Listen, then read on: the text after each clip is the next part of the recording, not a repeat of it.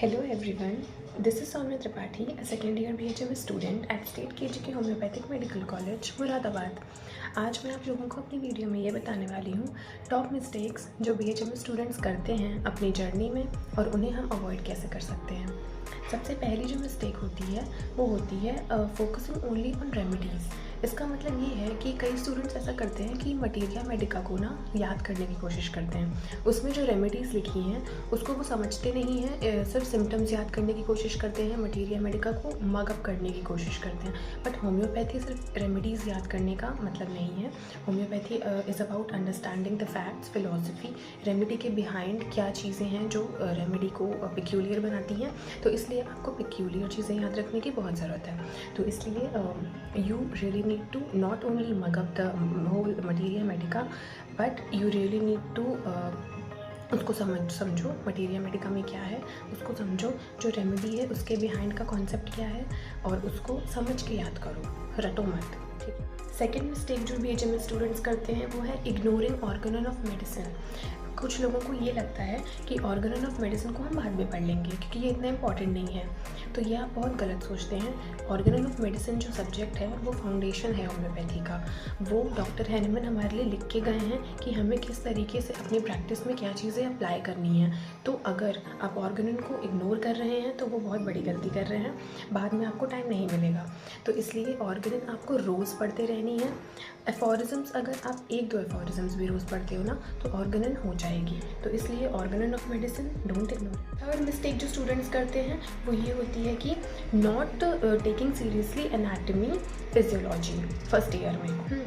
तो उसके लिए आपको टिप ये है कि फर्स्ट ईयर में के जो सब्जेक्ट्स हैं जैसे कि एनाटमी और फिजियोलॉजी, वो आपको भी पता है, सबको पता है कि वो बेसिक होता है मेडिकल साइंस का। मतलब anatomy physiology are the basic subjects which a medical student needs to know. तो इसलिए आपको फिजियोलॉजी और एनाटमी को बिल्कुल भी वो नहीं करना, इग्नोर नहीं करना है। वो फर्स्ट ईयर के सब्जेक्ट्स हैं, आपको उसको याद रख के चलना है, नहीं तो पैथोलॉजी में आगे दिक्कत आती है सेकेंड ईयर में, एंड इवेंचुअली केस टेकिंग में और क्लिनिकल प्रैक्टिस में बहुत दिक्कत आती है। So don't ignore the first year subjects. The fourth mistake that students do is copy paste case taking.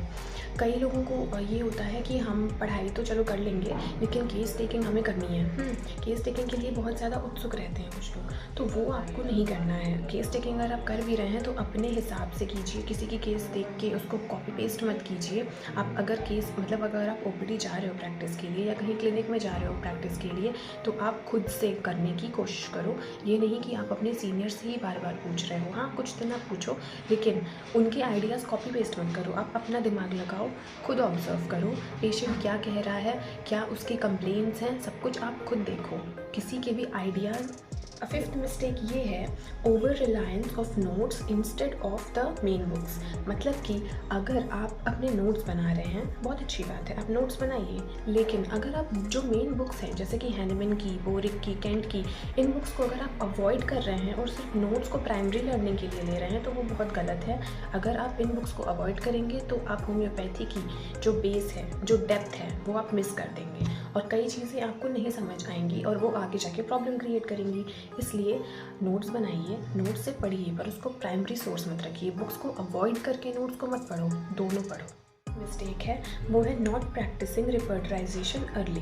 रिपर्टराइजेशन को लोग सिर्फ एग्ज़ाम के लिए सोचते हैं कि सिर्फ एग्ज़ाम के लिए इम्पॉर्टेंट है, लेकिन ऐसा नहीं है। रिपर्टरी केस टेकिंग में बहुत इंपॉर्टेंट है, तो इसलिए रिपर्टरी को आप इग्नोर ना करें।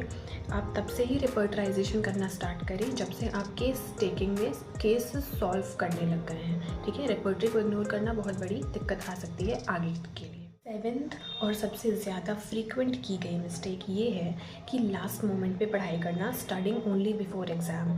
ये बिल्कुल नहीं करना है। ये गलती मैंने भी की है अपने फर्स्ट ईयर में, इसलिए बता रही हूँ। ये आपको कतई नहीं करना है।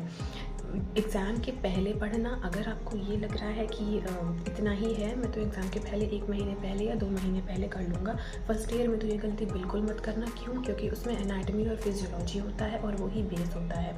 अगर वो गड़बड़ा गया तो आगे पैथोलॉजी गड़बड़ाएगी और उसके बाद केस टेकिंग गड़बड़ा जाएगी। तो इसलिए आपको first year, second year, third year, fourth year सब स्टार्टिंग से ही पढ़ते चलना है और ऑर्गेनल और मटीरिया मेडिका तो रोज़ लेके चलना है। उससे क्या होगा कि लास्ट में आपको इतना तो कंफर्म रहेगा कि ऑर्गेनल और मटीरिया से तो कुछ भी पूछ लो, क्योंकि ऐसा है कि मटीरिया मेडिका में मेडिसिन इतनी है कि आप लास्ट मोमेंट पे उसको मगअप नहीं कर सकते। एग्ज़ाम्स के जस्ट पहले ऑलरेडी बहुत प्रेशर होता है और फिर आपको एक प्रेशर ये और आ जाएगा कि मुझे सारी मेडिसिन रटनी है, फिर आप उसे रटोगे, फिर आप उसे समझ नहीं पाओगे और इवेंचुअली जब आप एग्ज़ाम दे के हटोगे ना, सब भूल जाओगे। तो इसलिए आपको मगअप लास्ट मोमेंट नहीं करना है, रोज़ थोड़े थोड़े पोर्शंस पढ़ो। लेकिन ये मिस्टेक भी कई लोग करते हैं, नेग्लेक्टिंग क्लिनिकल एक्सपोजर। ये तो बहुत बड़ी मिस्टेक है। क्यों? क्योंकि homeopathy is all about practising. Homeopathy में अगर आपको मेडिसिन देना नहीं आ रहा है तो फिर आप डॉक्टर किस काम के? आपने पढ़ाई कर ली, आपने डिग्री ले ली, लेकिन लास्ट में जब आप केस लेने बैठे, जब आप ओपीडी में बैठे, जब आपके पास पेशेंट्स आए, तो आपको वो कॉन्फिडेंस ही नहीं आ रहा है कि मैं इसमें कौन सी मेडिसिन दूँ। तो मैं तो आपको यही सजेस्ट करूँगी कि आप ओपीडी में थोड़े बहुत मॉक केसेस लेना स्टार्ट कर दो सेकेंड ईयर से ही। तो उससे क्या होगा कि जब हम मेडिसिन पढ़ते हैं, मटीरिया मेडिका या किसी भी बुक से हम मेडिसिन पढ़ रहे होते हैं, तो हमें सिर्फ सिम्टम्स याद होते हैं। लेकिन जब हम कोई केस लेते हैं ना, तो हम उसके सिम्टम्स सुनते हैं, हम उसके कंप्लेंट्स सुनते हैं, फिर हम अपना दिमाग लगाते हैं। फिर अगर हमसे कोई गलती हो जाती है मेडिसिन देने में, या हम अपने सीनियर से पूछते हैं कि क्या मेडिसिन हो सकती है, या टीचर से पूछते हैं, तो उस वक्त पे क्या होता है ना, हम वो खुद प्रैक्टिकली कर रहे हैं, तो हमें वो एग्जैक्टली याद रह जाता है लंबे समय तक कि हाँ, उस वक्त पे मैंने ये गलती करी थी। तो ये थोड़ा मेहनत का काम है, ज़रूर है, क्योंकि आपको रोज़ ओपीडी जाना पड़ेगा। कई बार ये हो सकता है कि आपको सुबह ओपीडी जाना पड़े और उसी दिन आपको क्लास भी अटेंड करनी पड़े, बहुत हेक्टिक हो जाएगा।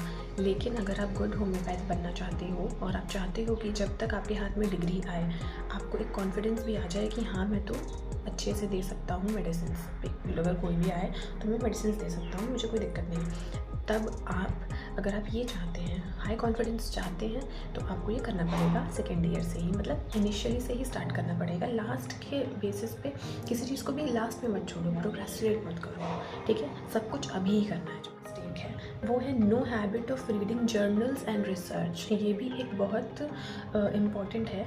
कुछ लोगों को ही इसकी आदत होती है, सब नहीं करते। मतलब जो नई नई चीज़ें आ रही हैं, नए नए केस आ रहे हैं, नई नई मेडिसिन आ रही हैं, है ना, जितनी भी नई चीज़ें आ रही हैं होम्योपैथी के फील्ड में, अपडेटेड कोई नहीं रहना चाहता। Homeopathy students often ignore this, है ना, नई रिसर्च या केस स्टडीज़ को वो इग्नोर ही करते हैं। तो इसलिए आप इसके लिए क्या कर सकते हैं, हफ्ते में 1 या 2 केसेस पढ़ लीजिए, कोई 1 या 2 आर्टिकल पढ़ लीजिए, ताकि आप अपडेटेड रहें कि हाँ, होम्योपैथी में चल क्या रहा है।